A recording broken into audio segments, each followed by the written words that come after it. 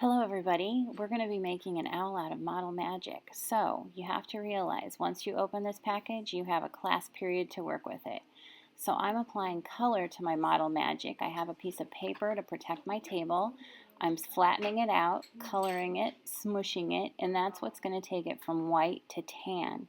Once I have it at tan, then I'm going to smush it into a circle and I'm going to apply some texture to it. I can fold it in half, and then I'm going to take the top part and fold it down. I'm going to apply eyes, and then using my marker and my pencil for all of this, applying the textures, and then putting in just some color with the marker to add darker colors to it. So you can see here the details really help make it look owly.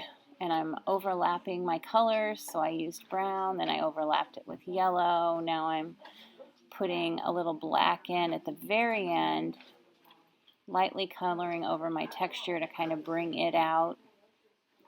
And there he is, the little owl.